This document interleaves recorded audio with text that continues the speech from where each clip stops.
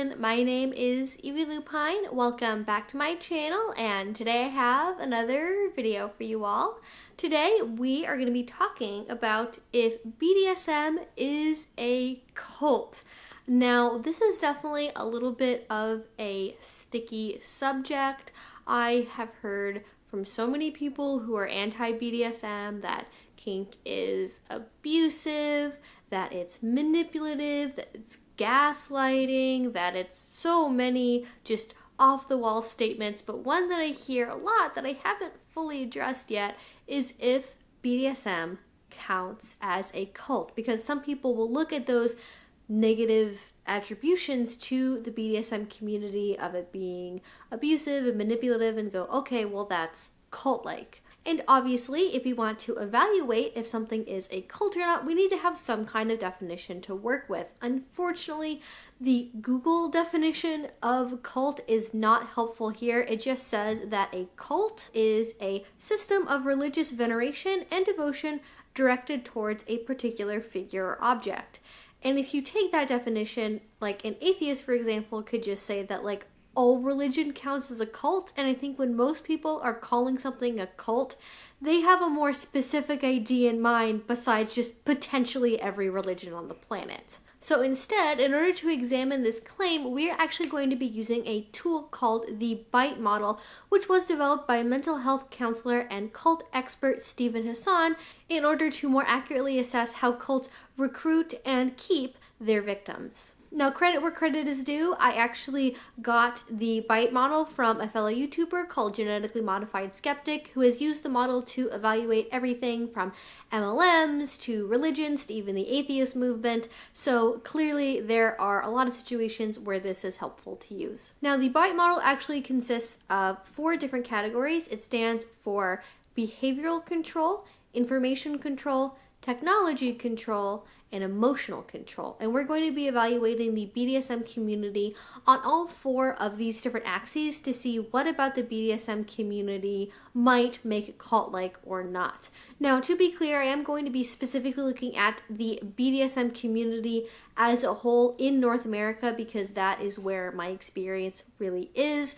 And the reason I'm doing that is because it's the only like concrete thing I have to look at where I can say like across the board here are like the standards we have as a community. These are the general practices we hold, because when it comes to the world of BDSM, and I'll talk about this more later on in the video, there are so many different groups and organizations and leather families and a bunch of just different little subunits within the world of BDSM that you could evaluate using the BITE model. But I think for the purposes of answering the question of if BDSM is a cult, it makes sense to kind of look at everything in the broadest sense possible. But let's go ahead and get into it and start with the first category, which again is behavioral control. Promote dependence and obedience, and modify behavior with rewards and punishments.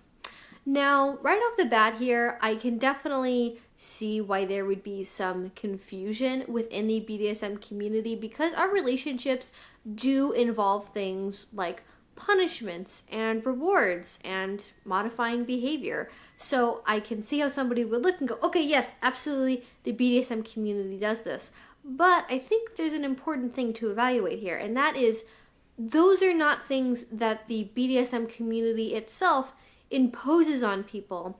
It is things that people do within a negotiated consensual relationship. And this is going to be a theme that'll come up multiple times as we go through all of these different categories. Dictate where and with whom you live. I don't really think the BDSM community does this. Occasionally you will hear the crazy stories about how somebody moved from like Canada to Sweden to do BDSM with somebody they met online, but that's not something that is actually imposed by the BDSM community. That is individuals making a choice for themselves. Restrict or control sexuality. This one can also be a little bit tricky.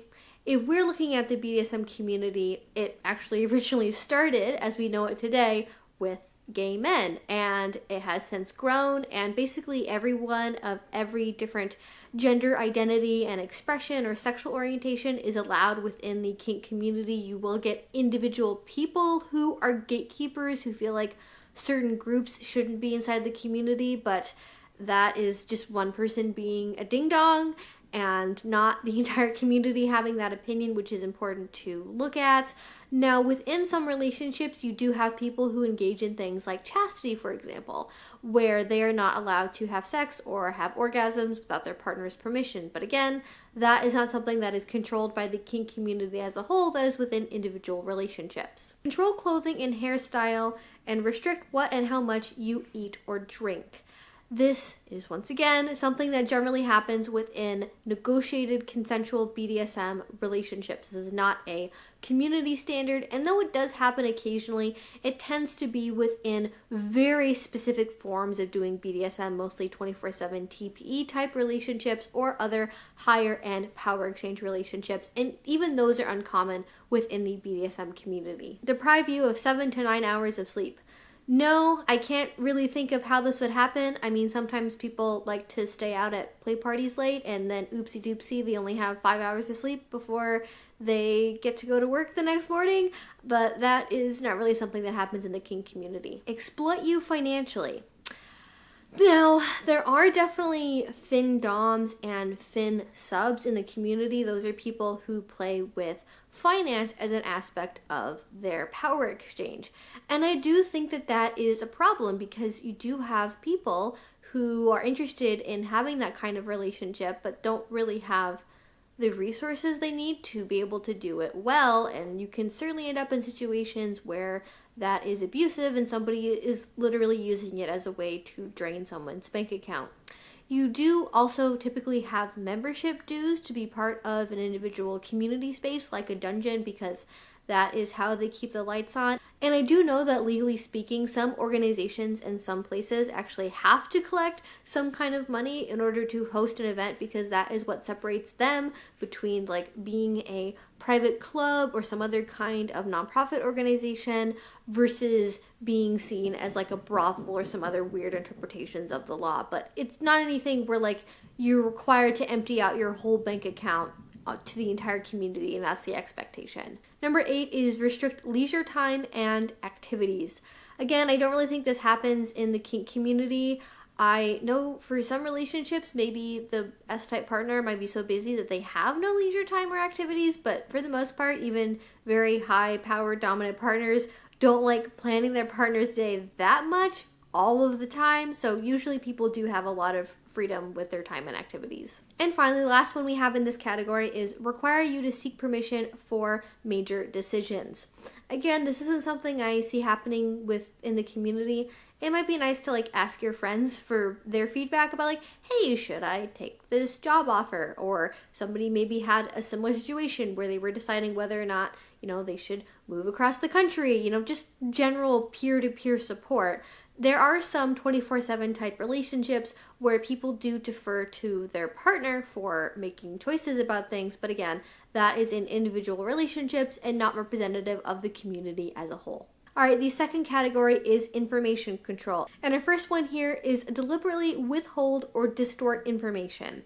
And of all of these, know 100% for sure that this is not happening within the BDSM community. We really, really highly value education in the kink community, and especially education from multiple sources, learning one-on-one from people, reading books, podcasts. We want people to get as much information from as many sources as possible. And if anything is being withheld or distorted, I don't really know how that could happen because we constantly get in arguments online about like what best practices are. We're constantly reevaluating what it is we should be teaching people for their own betterment rather than trying to distort things or manipulate people away from what the actual truth is. Number 2 is forbid you from speaking with ex-members and critics. No, this is definitely not true. Now, in the BDSM community, we have a term that we use to refer to non-kinky people that is known as vanilla. Some people think it's derogatory. I have a whole other video where I've talked about that before, but the term that you're most commonly going to run into is vanilla. And so because of the use of that terminology, I could maybe see the argument that the kink community has a little bit of an insider versus outsider perspective, but it's not as though you are restricted from seeking out those sources. And actually, I know lots of people who fall back on vanilla resources for helping with education, particularly when it comes to resolving relationship issues, healthy communication practices. All of that information tends to come from vanilla people who are, for example, say, studying how to make a marriage last, but then people extrapolate that information and then they apply it to the kink community. So actually educators, leaders in the community also use outsider resources as well. Generate and use propaganda extensively. No, I can't think of how this would be the case except for maybe our like fancy t-shirts, but besides that, no propaganda that I can think of. Use information gained during confession against you. The closest analog to this I can think of in the world of kink is some people are really into journaling. I am a big proponent of journaling, and the motivation behind that is it is a safe space where a submissive, an S-type of some kind, can write down how their day went, how they're feeling, how they're coping with life essentially, and it is generally meant to be a private thing where an S-type can share all of their most personal private thoughts without fear of retribution within the relationship. There are some dominants who do use that journal as a way to mine for things they can punish their partner for, but that is not generally how most people think that journal should be used. Gaslight to make you doubt your own memory. No, I don't think the BDSM community as a whole engages in gaslighting. And the last ones here are require you to report your thoughts, feelings, and activities to superiors and encourage you to spy on others and report misconduct. Now, there are some people who think it's really funny to like tattle on people's partners and go, hey, I know you have a rule that Sally isn't allowed to eat gummy bears without permission first, but I saw her at the snack bowl and she was eating gummy bears, and like that kind of playful stuff between friends, but there's not any sort of larger organizing body within the kink community that makes it a requirement you have to divulge your sins. That's not a thing that happens. All right, now we're on to thought control. First one here is instill black versus white, us versus them, and good versus evil thinking. Now, we do have some people who are what we like to call one true wayers. They are the people who think that kink has like one way it should be done. This is the best way. This is the true way. This is the way of the old guard. Those sorts of people. But honestly, I see less directly from them than I do the people who are making fun of them and point out that this is flawed thinking, and generally we are a community that values having a diversity of opinion. Changing your identity, possibly even your name. Now, we do have things that are called scene names. These are names that are used to actually protect people's privacy within the kink community, because some people have occupations or family lives where if there was crossover between their kink interests and their vanilla life, that would actually cause them a lot of distress. So that's actually more of a thing that we use to protect people. There are some relationships where we have like particular nicknames or titles that we use for each other as a sign of devotion and affection. But it's not a requirement for the kink community, and a lot of people also just go by whatever name they feel like. Use loaded language and cliches to stop complex thought. No, don't think that one's happening. Induce hypnotic or trance states in order to indoctrinate. Now, we do have something that's called subspace, which can be experienced as a hypnotic trance for some people, though it does come in multiple forms, and it does create a frame of mind where somebody is more pliant and might be more easily able to be manipulated. But we have a culture that subspace isn't supposed to be abused in that way. We have generally the expectation that unless it's somebody you know really, really well, you are not supposed to renegotiate mid-scene, that is, change the activities that are happening without discussing it first, discussing it in the scene rather than ahead of time, because it can be so dangerous for people, and it can lead to situations where somebody is being led in a direction that their outside normal sober brain would want them to go. And generally speaking, if somebody is doing something where they are manipulating people on purpose, taking them into subspace so then they will agree to additional things, that is usually considered abuse and is looked down on in the community, and can also lead to people being expunged from the kink community wherever they live. All right, the next one is teach thought-stopping techniques to prevent critical thoughts. Nope, can't even think how that would happen in the kink community. Allow only positive thoughts. I I think if anything, the kink community allows a lot of negative thoughts because we like embracing negative thoughts and experiences in order to then achieve a greater state of pleasure or working through them, processing. The kink community definitely is not a place where it's only sunshine and rainbows. Rejecting rational analysis, critical thinking, and doubt. No, I don't think that this happens. Again, going back to the beginning of this, the BDSM community does really value education and a diversity of experience, and especially self-analysis, looking at what you're feeling, what you're processing, what your own internal truth is, and why you're choosing to engage in kink. And finally, we have emotional control. The first one is instill irrational fears or phobias of questioning or leaving the group. Nope, people are free to leave at any time if they decide that BDSM is not the thing for them. Label some emotions as evil, worldly, sinful, or wrong. No, if anything, sinning is kind of encouraged in the kink community. We have a lot of jokes that are just related to BDSM being a sin. We have an entire event that's literally just called Sin in the City. So yeah, I don't think that that's a problem. Teach emotion-stopping techniques to prevent anger or homesickness. Homesickness, I know for sure, is not really a problem in the kink community, but with anger, we do encourage people to do some self-evaluation and know how to regulate their anger so that way they can engage in BDSM in a safe, sane, and consensual way, or whatever model they happen to be using to evaluate their ability to consent in kink. But we do encourage people, but it's not a thought-stopping technique. It's more of a process of knowing how to rationalize your emotions and not let them control you or do BDSM dangerously because you're acting out in anger. Promote feelings of guilt, shame, and unworthiness. Now, like I've already mentioned, guilt, shame, and unworthiness are part of a lot of people's experiences being in the BDSM community because of the outside social stigma that's attached to it. However, the kink community doesn't encourage this sort of guilt and shame and fear. If anything, I think we spend a lot of time in the community with helping people process those things in a healthy way so they can have a better relationship to themselves, being true to who they are, being kinky, while also being able to stay connected to the other aspects of their lives as well. And teaching things like self-esteem and self-love are actually a key part of a lot of the education we have for submissives and slaves, because some people are drawn to it because they feel like they're natural doormats, but usually people who are part of the community don't want people to engage in BDSM from a place of wanting to self-harm or believing they're worthless.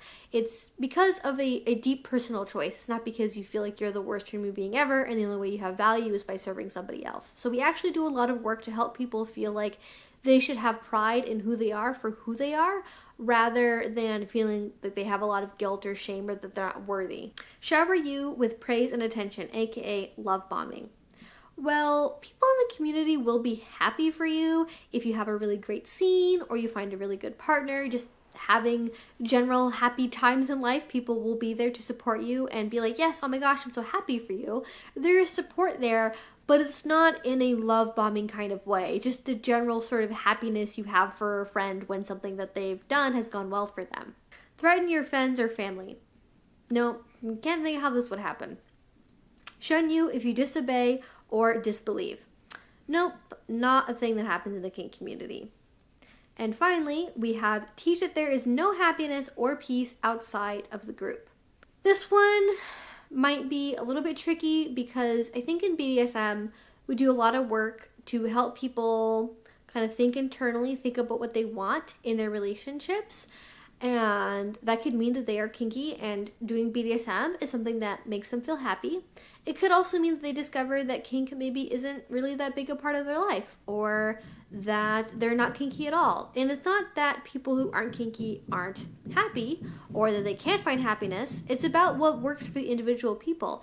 And for some people, happiness means having BDSM, and for some people, happiness means not doing BDSM. And I don't really see any controversy about that in the community because we want people to be here because they are doing what is best for them, what makes them happy. We don't want people around that aren't really happy doing kink. And those are all of the criteria. And what can we learn from this analysis? Well, I think we can pretty definitively say that the BDSM community as a whole is not a cult. A lot of this is really based on the prevalence of consent culture, healthy communication, wanting people to find healthy and happy relationships within the context of BDSM. I think there might be an argument that like, oh, well, just because somebody says they consent, doesn't mean it wasn't like coerced or forced. And I think in order to combat that, I do need to just take a moment to evaluate how the BDSM community thinks about consent, because consent goes beyond just saying the words yes. There's a lot that goes into that. And for BDSM specifically, because some of the things that we do are very hard to understand from the outside, we value people having risk awareness in their kink. That means they know what they're getting into before they decide to do it. They have an accurate assessment of what could happen should they choose to engage in something. We value people having informed consent, knowing what is going to happen before they decide to consent to something. And we also value ongoing consent. That means that consent is established before something happens, ongoing while it happens, not just saying yes one time and now for the next 20 years you are permanently and forever a slave and you can never leave. If somebody decides to revoke their consent to being a member of the community, to being in an individual relationship, that is absolutely their prerogative. Now, there are sometimes people who try to like wheedle around and poke people and convince them, oh, do this, oh, try that, oh my gosh, you should absolutely do this because it's so amazing. I know you said it's a hard limit, but like, don't worry about it, it's great. Some people can be pushy when it comes to issues of consent, but that is not a value that we have as a community, and we generally want people to be able to freely give their consent without that pressure or coercion. And we also have other things built into our relationships and into our spaces, like safe words. Usually in a community space, we will have a house safe word that if said at any time, actually people will come over and ensure that the activities that are happening will stop, make sure that everybody involved is safe. And you can also use the safe word to leave a relationship, to just never partake in the community again. Nobody's going to come after you if you suddenly stop showing up to a munch. Now, somebody might send you a message or text you and be like, hey, are you okay? But we're not going to like hunch down and like make sure you're permanently in the BDSM community forever. That's just not a thing that happens. And that's actually why I made this video today. It's not really because of the kink community itself. It's because of the individual relationships. It's because of the community spaces, because there are so many of them. There could be people who are using BDSM as a guise to start their own personal sex cult. And I hope if you are finding a family, finding a community, finding an organization, maybe you can take a look at this model and see if there's some red flags there. See how much they value consent. See how many one true way sort of statements they make. See how much they really have control over the lives of individual members. And hopefully this will be helpful for you. And that's everything I have to share with you guys today. If you like this video, please go ahead and give it a thumbs up. Any other comments or questions you can leave down in the comment section below. If you like this, you can subscribe. I make videos twice a week about all sorts of kink and BDSM related subjects. And if you really enjoyed this, please go ahead and check out my Patreon. That's what makes all of this possible. My battery is about to die, so I'm rushing a little bit. Anyways, I hope you guys have a great rest of your day and a great rest of your week. And I'll see you all again very soon. Bye!